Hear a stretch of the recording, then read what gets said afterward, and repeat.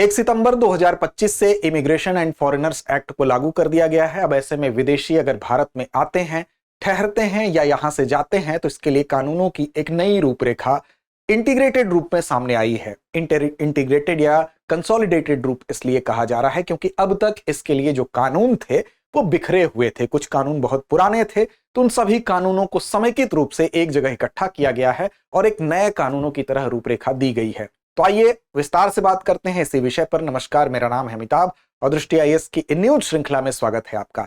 आज का हमारा विषय है नया फॉरेनर्स एक्ट 2025। इसमें क्या नए प्रावधान किए गए हैं। सबसे पहले तो ये चर्चा में होने का इसका कारण ही ये है कि 1 सितंबर 2025 से ये क्या हो गया है, लागू हो गया है। यानी कि 1 सितंबर 2025 वो डेट है जिस दिन से इमिग्रेशन एंड फॉरेनर्स एक्ट 2025 लागू हो गया है। अब इसके अंतर्गत जो भी प्रावधान है वो बाहर से, यानी जो विदेशी हैं वो भारत में अगर आते हैं या ठहरते हैं या यहां से बाहर जाना है तो उसके लिए उन पर अब ये नए अधिनियम के तहत जो भी प्रावधान है वो लागू होंगे।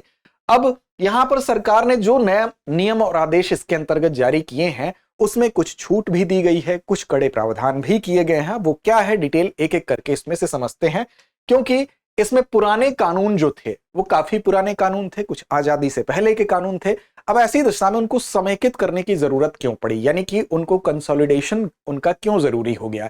क्योंकि नियमों में विरोधाभास न रहे। जब नियम कई जगह होंगे, एक ही पुस्तक एक ही संहिता में ना हो कि अगर नियम कई अलग अलग जगहों पर होंगे तो हो सकता है कि उस नियम में एक ही चीज के लिए कोई अलग प्रोविजन किया गया हो, दूसरे में कुछ अलग प्रोविजन किया गया हो। अब ऐसी दशा में दोनों में विरोधाभास हो सकता है। तो इसके लिए क्या करना है कि सबको कंसोलिडेट कर दो, एक जगह कर दो, और एक अपराध के लिए एक ही सजा, या छूट का प्रोविजन है तो एक तरह की छूट के लिए एक सारी व्यवस्था हो। तो कहने का मतलब यह है कि जब सारी बिखरी हुई चीजों को एक जगह समेट दिया गया तो जो जटिलताएं थी उसको सरल किया गया है, और उससे यह फायदा हुआ है कि जो विरोधाभास थे उसको समाप्त किया जाए और इस तरह से वो आसानी से उसको कोई भी समझ सके, उसकी व्याख्या की जा सके। अब जैसे पहले श्रीलंकाई थे या तमिल या तिब्बती लोग थे, श्रीलंकाई तमिल या तिब्बती लोग जो थे उनके लिए अलग अलग आदेश बिखरे थे। इससे क्या होता था कि आधिकारिक जो अधिकारीगण थे उनके लिए या नागरिक दोनों को स्पष्टता नहीं थी। अब इसी चीज को स्पष्ट करने के लिए जो पुराने कानून हैं, जिसमें 4 प्रमुख कानून आपको दिखाई दे रहे हैं, यानी कि passport entry into India act 1920, registration for foreigners act 1939, साथ ही साथ यहां पर आप देख सकते हैं 1946 का फॉरेनर्स एक्ट है, और इमिग्रेशन कैरियर्स लाइबिलिटी एक्ट 2000 का था। इन चारों कानूनों को कंसोलिडेट करके इसके अंतर्गत अब जो नया कानून आपको दिखाई दे रहा है, इमिग्रेशन एंड फॉरेनर्स एक्ट 2025 का, इसमें इस सारे कानून को समेकित किया गया है। क्यों किया गया है? ताकि स्पष्टता रहे, आसानी रहे, विरोधाभास न रहे। अब क्या मुख्य प्रावधान है, सबसे पहले प्रावधानों पर नजर डालते हैं। तो देखिए, पहला यह है कि वैध दस्तावेज, यानी कि जो वैलिड डॉक्यूमेंट्स है उनकी जरूरत यहां पर बताई गई है। यानी कि आप अगर भारत में यात्रा कर रहे हैं तो आपके पास जो भी मान्य पासपोर्ट है, आपका यात्रा का दस्तावेज है, यानी कि पासपोर्ट हो गया या आपका ट्रैवल डॉक्यूमेंट जो भी है, जो मान्य है, वो आवश्यक है। और यह भी जरूरी है कि वो वैध होना चाहिए, वैलिड होना चाहिए। जहां वैध जरूरत है वहां पर वीजा की अनिवार्य है, जहां वीजा की जरूरत है वहां वीजा भी अनिवार्य है। अब ऐसी दिशा में अगर ये वैध दस्तावेज यानी वैलिड डॉक्यूमेंट आपके पास अगर नहीं है तो आपके लिए सजा या जुर्माना दोनों प्रावधान हो सकता है। तो किसी भी विदेशी नागरिक के पास भारत का पासपोर्ट या वीजा, जहां पर वीजा की जरूरत है, अनिवार्य है। कुछ अपवाद हैं, उसको छोड़ के, उसके बारे में बाद में बताएंगे आपको। साथ ही साथ यहां पर एंट्री और एग्जिट जो है, यानी कि प्रवेश और निकास, इसके लिए भी कुछ विशेष व्यवस्था की गई है। ऐसा नहीं कि भारत में आप कहीं से प्रवेश कर लेंगे, कहीं से आप निकल जाएंगे। यानी कि जो आपका प्रवेश होगा या निकास होगा वो नोटिफाइड इमिग्रेशन पोस्ट से ही होगा। यानी कि एक विशेष पोस्ट जो बनाई गई है, जो नोटिफाइड है, नोटिफाइड इमिग्रेशन पोस्ट जिसको कहते हैं, वहीं से आपका प्रवेश या निकास होगा, यानी एंट्री और एग्जिट होगा वाया जो डेजिग्नेटेड पोस्ट हैं। इसका मतलब कि इस चीज को भी फिक्स कर दिया गया। इमिग्रेशन अधिकारी की शक्ति, अब इमिग्रेशन अधिकारी जो हैं उनको कुछ शक्ति दी गई है। कुछ अधिकारी ऐसे हैं जो कि एंट्री या एग्जिट के लिए, किसी भी विदेशी का अगर भारत में प्रवेश होता है तो इस अधिकारी की स्वीकृति होनी चाहिए, यानी एडमिजिबिलिटी होनी चाहिए। वही अंतिम निर्णय लेगा कि फला जो विदेशी है उसकी जो उसका आगमन है उसकी वजह से कहीं ऐसा तो नहीं कि नेशनल सिक्योरिटी पर कोई खतरा है। तो इस अधिकारी को इतना पावर दे दिया गया है, इमिग्रेशन अधिकारी को, कि अगर उसको लगता है कि नेशनल सिक्योरिटी या आंतरिक सुरक्षा के लिए किसी भी तरह की दिक्कत पैदा हो सकती है, तो वो उस प्रवेश पर अंतिम निर्णय लेने के लिए अधिकृत है, यानी कि वो उसको रोक सकता है, उस पर रोक लगा सकता है। तो इमिग्रेशन अधिकारी की शक्ति यहां पर आपको दिखाई दे रही है कि प्रवेश और निकास में रोकने की जो अनुमति है वो इसमें इसकी पावर को यहां पर केंद्रित किया गया है। और पंजीकरण की व्यवस्था भी की गई है, यानी रजिस्ट्रेशन की व्यवस्था की गई है। रजिस्ट्रेशन जो ऑफिस होगा वहां पर रजिस्ट्रेशन जरूरी है, यानी पंजीकरण जो विदेशी नागरिक होगा उसको स्थानीय सार्वजनिक सुरक्षा अधिकारी जो बना दिए गए हैं वहां पर, यानी कि जिले स्तर पर अगर बात करें तो सुपरिटेंडेंट ऑफ पुलिस जो होगा और या डीसीपी होगा, उसको स्थानीय नागरिक यानी सिविल प्राधिकारी के रूप में नामित कर दिया गया है। अब इनके पास ये अधिकार है कि ये कोई भी विदेशी है वो जाके क्या कराएगा, अपना रजिस्ट्रेशन कराएगा। साथ ही साथ FRRO यानी कि फॉरेनर्स रीजनल रजिस्ट्रेशन ऑफिसर्स, इनके पास इनका भी नेटवर्क होगा, वो भी अलग अलग क्षेत्रों के लिए अपनी शक्तियां रखते हैं। तो यहां पर कुल मिला के कहने का तात्पर्य यह है कि जो रजिस्ट्रेशन की व्यवस्था है, विदेशियों को स्थानीय पुलिस अधीक्षक, वो SP या DCP हो सकते हैं, अथवा FRRO के पास पंजीकरण कराना, रजिस्ट्रेशन कराना अनिवार्य होगा। यानी कि FRRO का मतलब हुआ जो फॉरेनर्स रीजनल रजिस्ट्रेशन ऑफिसर्स हैं, वहां पर जाके आपको पंजीकरण कराना होगा। इसके अलावा होटल और साथ साथ हॉस्टल और संस्थान की जिम्मेदारी की भी यहां बात की गई है इसमें स्पष्ट तौर पर, कि अगर किसी भी होटल में, किसी भी हॉस्टल या PG में या कोई भी संस्थान है, वहां पर इनकी जिम्मेदारी तय कर दी गई है। यहां पर अगर कोई भी विदेशी अतिथि है तो उसकी जानकारी आपको क्या करना है, उसकी जानकारी आपको 24 घंटे के अंदर जमा करना होगा, बताना होगा। क्या बताना होगा, तो ऑनलाइन सूचना आपको 24 घंटे के अंदर देनी है उसके अराइवल की, उसके डिपार्चर के बारे में, साथ ही साथ उसके सिग्नेचर, उसके थंब इंप्रेशन, ये सारी चीजों को जो विदेशी अतिथि है उसका एक तरह से विवरण हम कह लें, वो 24 घंटे के भीतर ऑनलाइन सूचना आपको देना पड़ेगा। अब विश्वविद्यालय यानी यूनिवर्सिटीज और हॉस्पिटल की भी बात कर लें, अगर यूनिवर्सिटीज में भी कोई इस तरह का विदेशी है जो छात्र है, पढ़ने आ रहा है, या अस्पताल की बात कर लें, कोई प्रवेश लेने आ रहा है यूनिवर्सिटीज में या अस्पताल में कोई इलाज कराने आ रहा है, तो इसके लिए भी ये कहा गया है, या हॉस्पिटल में कोई आया, वहां पर कोई विदेशी है, ऐसी सिचुएशन में उसका जन्म हो रहा है या मृत्यु हो रही है, तो इसकी सूचना भी ऑनलाइन देना अनिवार्य कर दिया गया है। इसके लिए भी कहा गया कि 7 दिन के अंदर इसकी सूचना आपको, सारा विवरण आपको देना होगा।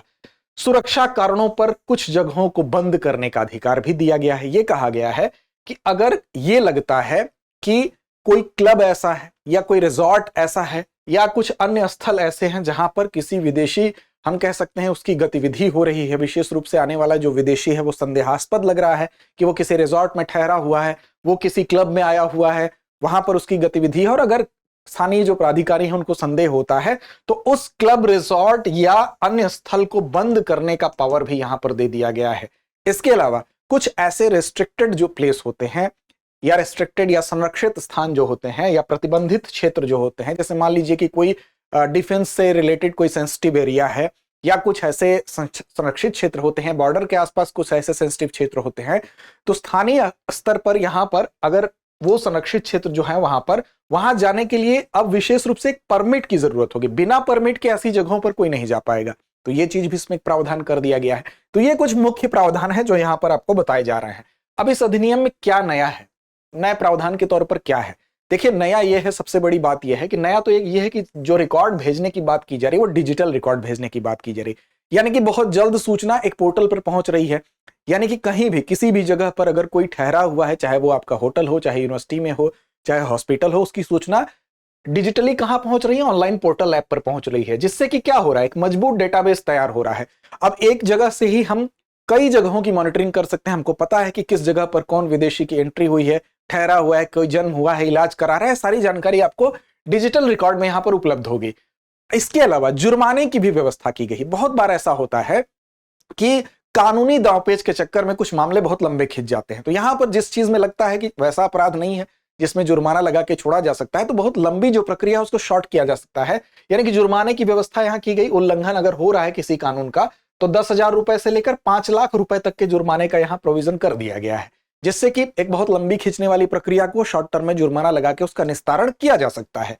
इसके अलावा कुछ समूह ऐसे हैं जहां पर, जैसे तिब्बती हो गए, मंगोलियाई बौद्ध भिक्षु, इन लोगों के लिए जुर्माना जो है वो बहुत कम से उसकी शुरुआत हो रही, 50 रुपए से लेकर उसकी शुरुआत है, कुछ चरण आगे तक बढ़े हैं। अपील और सुरक्षा की भी बात है, यानी कि अगर कुछ ऐसे कारण हैं जिसकी वजह से आपको लगता है कि आपसे नियम का उल्लंघन तो हुआ है, लेकिन वहां पर एक मानवीय पक्ष भी है। हो सकता है कि किसी व्यक्ति को इलाज की वजह से नियमों का उल्लंघन हुआ हो, उसकी जो समय अवधि है उससे वो ज्यादा ठहरा हो, तो ऐसी दशा में वो अपील कर सकता है और उसको सुरक्षा भी मिलेगी। यानी सजा और जुर्माना जो भी उसके ऊपर लग रहा है, अगर वो अपील करता है और लगता है कि नहीं मानवीय पक्ष है, तो मानवीय आधार पर वहां पर कुछ मामलों में राहत भी मिल सकती है। ये भी एक व्यवस्था यहां पर नई हमको देखने को मिल रही है। साथ ही साथ केंद्र के अधिकार को ज्यादा पावरफुल किया गया है, यानी कि जो केंद्र सरकार है वो राज्य या केंद्र शासित प्रदेश को कुछ कार्यों को सौंप सकती है, और जो स्थानीय स्तर पर जो छूट पहले मिलती थी उस छूट को स्थानीय स्तर पर देने की बजाय अब केवल केंद्र सरकार के द्वारा ही जो अधिसूचना है उसी के माध्यम से छूट मिल सकती है। यानी कि पहले जो स्थानीय स्तर पर व्यक्तिगत छूट देने का जो अधिकार था उसको समाप्त कर दिया गया है। अब केवल केंद्र या केंद्र के आदेश पर जो मान्य अधिकार हैं उन्हीं को माना जाएगा। अब नेपाल और भूटान के नागरिक जो हैं पारंपरिक रूप से समझौते के कारण उनको वीजा में छूट मिलती रहती है, तो कुछ लोगों को छूट का भी प्रावधान आप देखेंगे, जैसे कि कुछ ऐसे लोग हैं जिनको छूट दी गई है, जैसे तिब्बती शरणार्थी हैं। अगर देखें आप 1959 से लेकर 2003 के बीच में जो आए हैं तिब्बती शरणार्थी, और अगर वो रजिस्टर्ड हैं तो उनको छूट मिलती है। इसके अलावा आप देखें जो अफगानिस्तान, बांग्लादेश, पाकिस्तान के जो धार्मिक अल्पसंख्यक शरणार्थी हैं, जिसमें कि धार्मिक अल्पसंख्यक शरणार्थियों में जैसे हिंदू हो गए, सिख हो गए, बौद्ध, जैन, पारसी और ईसाई हो गए, वो अगर 31 दिसंबर 2024 तक आए हैं तो उनको भी उनकी गिरफ्तारी या सजा से उनको बचाव मिलता है, लॉन्ग टर्म उनको वीजा मिल सकता है, तो उनको भी छूट मिलती है। श्रीलंकाई तमिल शरणार्थी ऐसे हो गए 9 जनवरी 2015 तक अगर आए हैं, यहाँ पर रजिस्टर्ड है, तो उनको भी कुछ कूटनीतिक और आधिकारिक पासपोर्ट धारण करने की क्षमता मिलती है। तो ये इस तरह से कुछ कुछ जगह पर छूट भी दी गई है, जैसे इंटरनेशनल एग्रीमेंट के अनुसार वीजा छूट या ये सारी चीजें वीजा ऑन अराइवल में उनको छूट मिलती है। जैसे कि विदेशी सैन्य कर्मी अगर हैं, वो अगर किसी अभ्यास के तहत यहाँ आए हैं या किसी मानवीय मिशन के तहत आए हैं या युद्धपोत पे किसी आए हैं, विजिट पर आए हैं, तो उनको विशेष छूट का प्रोविजन भी यहाँ पर किया गया है। तो कुछ जगह छूट की भी व्यवस्था यहाँ पर देखने को आपको मिलेगी। अब सवाल उठता है कि इसका प्रभाव क्या होगा। देखिए, प्रभाव यह है कि एक तो स्पष्ट जिम्मेदारी, यानी कि अब तय अधिकारियों को कार्य सौंप दिए गए हैं, जिससे कि अब कोई अस्पष्टता नहीं है। अगर कहीं पर चूक हो रही है तो इसका मतलब यह साफ तौर पर पता चल जाएगा कि अगर फला अधिकारी की यह जिम्मेदारी है, उसने अपनी जिम्मेदारी नहीं निभाई, तो वो अपनी जिम्मेदारी से भाग नहीं सकता है। तो यहां पर एक जिम्मेदारी हम कह सकते हैं पूरी तरह से स्पष्ट है। अब ये नहीं टाला जा सकता है कि फला अधिनियम में जिम्मेदारी उनकी बताई गई थी, फला में उनकी बताई गई थी। अब साफ तौर पर एक जगह एक मानक व्यवस्था बना दी गई है। तेजी से निपटान होगा, क्योंकि कई ऐसे अपराध थे जो सीधे जुर्माने से उनको जोड़ दिया गया है, तो इसका यह मतलब है कि जो बेवजह का अदालतों का बोझ था वो कम होगा। दूसरा है कि विशेष श्रेणियों को लाभ, यानी कि कुछ तिब्बती, श्रीलंकाई, तमिल और अफगानिस्तान, बांग्लादेश, पाकिस्तान के अल्पसंख्यक जो शरणार्थी हैं, उनको एक तरह से कानूनी सुरक्षा यहां पर दिखाई दे रही है, तो उनको यहां लाभ की स्थिति भी दिखाई दे रही है। एक प्रभावी निगरानी हो सकेगी, क्योंकि जब डिजिटली जो रिकॉर्ड है उसको रखा जा रहा है, वो इंटीग्रेटेड फॉर्म में है, इस तरह से इसका प्रवर्तन यानी इसको लागू किया जाना वो मजबूत होगा। तो हम कह सकते हैं कि ये एक अच्छी व्यवस्था है, जिसमें कि बहुत सारी बिखरी हुई चीजों को एक कंसोलिडेटेड फॉर्म में लाकर, एक समेकित फॉर्म में लाकर एक सुनियोजित दिशा में बढ़ने का प्रयास किया गया है। तो उम्मीद ही नहीं, विश्वास है कि आपको मोटा मोटी ये इसके प्रावधानों को आपको समझने में कोई दिक्कत नहीं हुई होगी। आगे बढ़ेंगे अभ्यास प्रश्न की तरफ, लेकिन उससे पहले एक बड़ी सूचना आपके लिए है कि शिक्षक दिवस के उपलक्ष्य में आपको दृष्टि टीचिंग एग्जाम्स के ऑनलाइन कोर्सेज पर आपको मिल रही है 50% तक की छूट। साथ ही साथ इन ऑनलाइन कोर्सेज पर 50% तक की छूट तो है ही, बुक्स और टेस्ट सीरीज पर भी 25% की छूट है, और ये छूट 5 और 6 सितंबर को ही आपको मिल रही है। इसके लिए आपको क्या करना होगा, तो दृष्टि लर्निंग ऐप को आपको डाउनलोड करना होगा। साथ ही साथ 8750187501 ये वो नंबर है जिस पर आप कॉल कर सकते हैं और इसके विषय में विस्तार से जानकारी ले सकते हैं। अब चलते हैं अभ्यास प्रश्न की तरफ। आज का अभ्यास प्रश्न है कि किन देशों के नागरिकों को पारंपरिक रूप से वीजा छूट मिली हुई है। विकल्प आपके सामने है, श्रीलंका और मालदीव, नेपाल और भूटान, अफगानिस्तान और बांग्लादेश, या इनमें से कोई नहीं। तो उम्मीद ही नहीं कि विश्वास है कि आप इसका सही और सटीक जवाब जरूर देंगे। लड़ते रहें, अपने लक्ष्य की ओर बढ़ते रहें। अब एग्जाम की तैयारी को और बेहतर करने के लिए हमारे चैनल को लाइक, शेयर और सब्सक्राइब करना ना भूलें।